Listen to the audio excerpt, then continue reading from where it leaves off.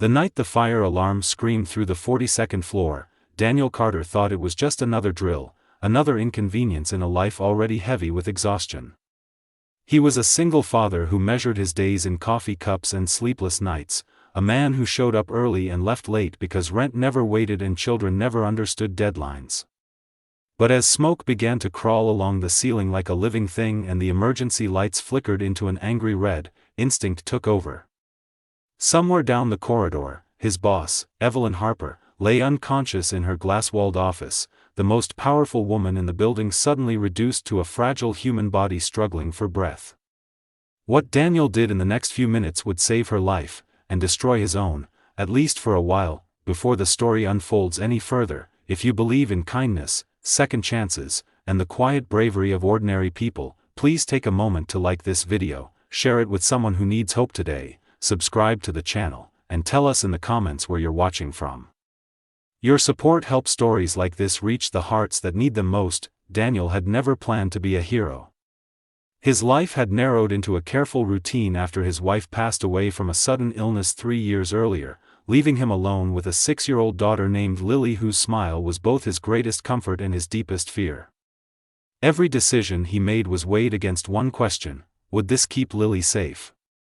Working as a facilities supervisor in a corporate tower downtown barely paid enough, but it was steady, and steady meant survival.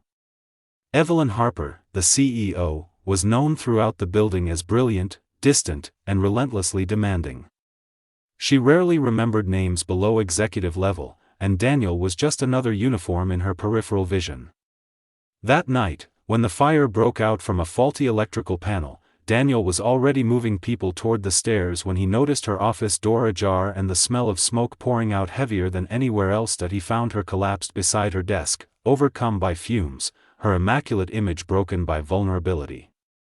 Alarms shrieked, sprinklers hissed, and every instinct told him to run.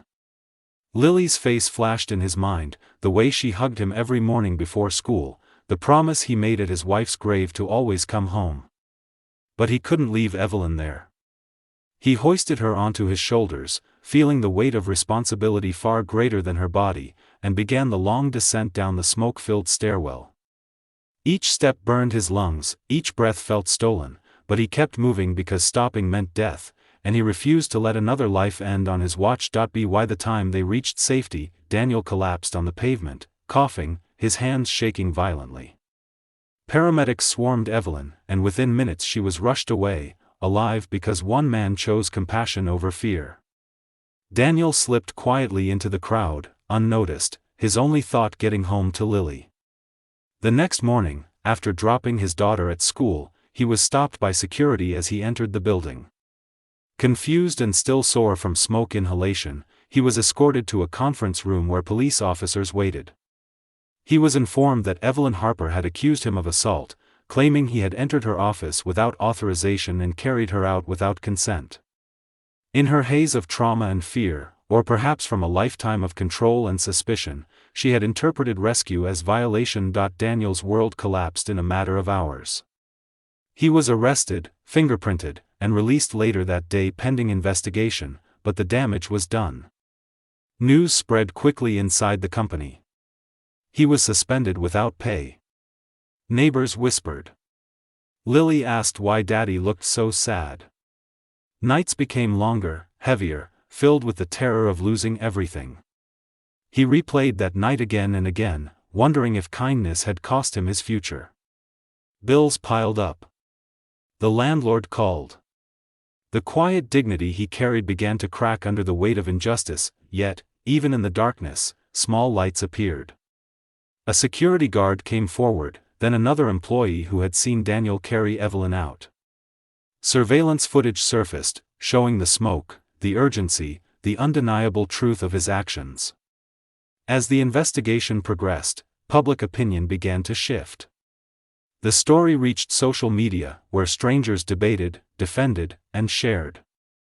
Evelyn, recovering in a private hospital room, was forced to watch the footage herself. For the first time, she saw not an employee, but a man choking on smoke, refusing to let her die. She learned about Lily. She learned about the life Daniel lived quietly beneath her notice. guilt settled over her like a second illness.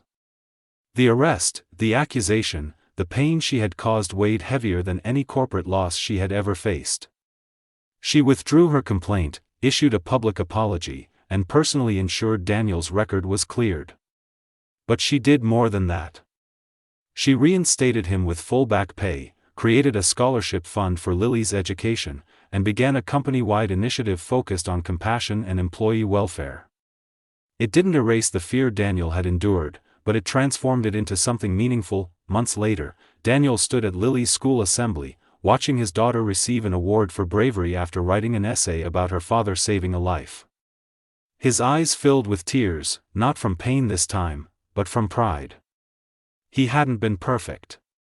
He had been scared. He had almost broken. But he had chosen kindness when it mattered most, and the world, after testing him cruelly, had slowly bent back toward justice. If this story touched your heart, if you felt the fear, the pain, and the quiet hope woven through Daniel's journey, please take a moment now to like this video, share it with someone who needs to believe that doing the right thing still matters, and let your engagement remind others that compassion is never wasted. And before this story ends, please comment below what you would have done in Daniel's place, because your voice, your values, and your belief in humanity matter more than you know. In the end, Daniel didn't become famous, and he didn't seek recognition. He simply went back to work, went back to being a father, carrying forward the same quiet strength that had guided him through smoke and fire. And somewhere deep inside Evelyn Harper, and everyone who heard his story, a simple truth took root: that kindness can be punished, misunderstood, and delayed, but it has a way of surviving, of rising from the ashes, and of changing lives forever.